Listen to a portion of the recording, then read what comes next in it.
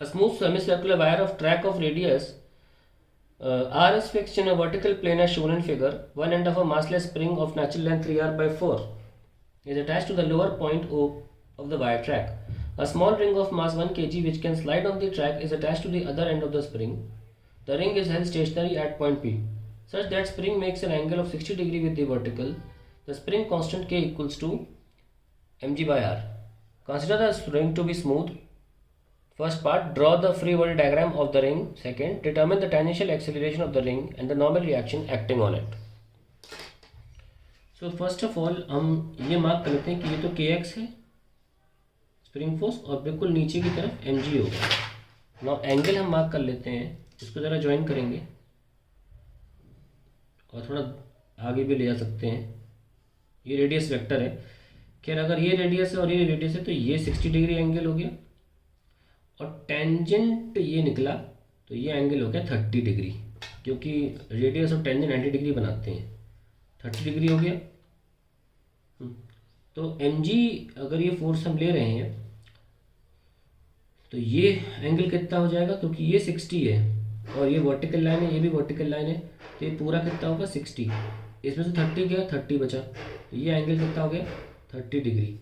और क्योंकि टेंजेंट और रेडियस के बीच में एंगल 90 होता है, हमें ये एंगल मिल जाता है 60 डिग्री. तो ऐसे एंगल मार्क हो गए. नाउ अगर हम नोटिस करें तो इस mg का दो कंपोनेंट है, टेंजेंशियल और एक रेडियल. तो ये अगर 30 डिग्री है तो हम लिख सकते हैं ये mg sin 30 और ये हो जाएगा mg cos 30. ठीक है. अब kx की बात करते हैं. kx में क्योंकि ये 30 है तो यहाँ जुड़ जाएगा kx cos 30 और उधर की तरफ चाहे cos 60 लिख लो चाहे kx sin 30 लिख लो. यहाँ पे आ जाएगा kx sin 30. तो ये आपका FBD बन गया. हालांकि मुझे mg और kx मार्क नहीं करनी चाहिए अगर मैं कंपोनेंट बना चुका हूँ, पर ठीक है, क्लैरिटी के लिए बना दिया मैंने. अब मैं देख सकता हूँ कि मेरा जो टेंजेंशियल एक्सेलरेशन है वो मुझे इस दिशा में मिलेगा. So I can write ma is equals to mg cos 30 plus kx cos 30. ये मुझे मिलेगा. सो m से मैं कैंसिल कर सकता हूँ. Then I can start writing 10 into root 3/2 plus k is mg divide by r.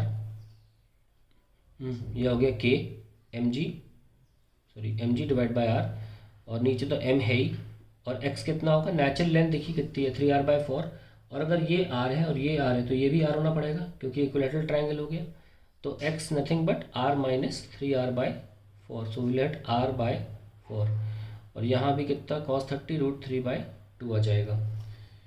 So solving करते हैं स्टार्ट. 5 रूट 3 प्लस m से m कैंसिल, r से r cancel and 10/8 is 1.25 into root 3. So we get 8.6766 plus 1.25 into root 3. That's 1.25 into 1.732.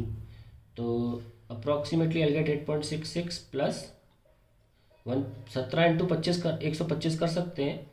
17 into 12 मान लीजिए, फिर हम उसको कर लेंगे पॉइंट से हम हटा लेंगे.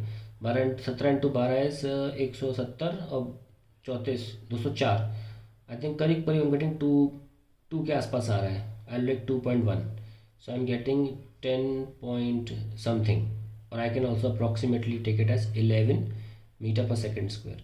तो ये हमारा एक्सेलरेशन हो गया टेंजेंशियल. अब हमको निकालना है नॉर्मल फोर्स. तो यहाँ पर हम नॉर्मल का अगर डायग्राम बनाना चाहें तो कैसे बनेगा. ये पार्टिकल है, इधर लग रहा है mg sin 30 और इधर ही नॉर्मल लग रहा होगा और इधर की तरफ एक kx का एक पोर्शन लग रहा है, kx sin 30 लग रहा है. तो पीछे है kx sin 30. सो क्योंकि ये बैलेंस्ड है we can write, force balancing है, we can write kx sin 30 is 1/2 is equals to n plus mg into 1/2. सो n आ जाएगा kx/2. kx हमारा कितना आया था mg divide by r into r/4 into 1/2 minus mg by 2 that will be n. Now we get R से R cancel and M is 1 kg, so this is G by 8 minus G by 4. So 10 by 8 minus this is ये M1 है तो G by 8 is 1.25 minus half 0.5, so I get approximately 0.75 Newton. ठीक है, तो ये हो जाएगा ये 5 आ रहा है actually, it is not 0.5, G by 10 G by 2 5 होता है, सो आई गेट 3.75 बट नेगेटिव में, यानी कि हमने जो n लिया है बाहर की तरफ वो यहाँ ना होने के बजाय अंदर है, तो this is the answer to the normal reaction acting on the ring.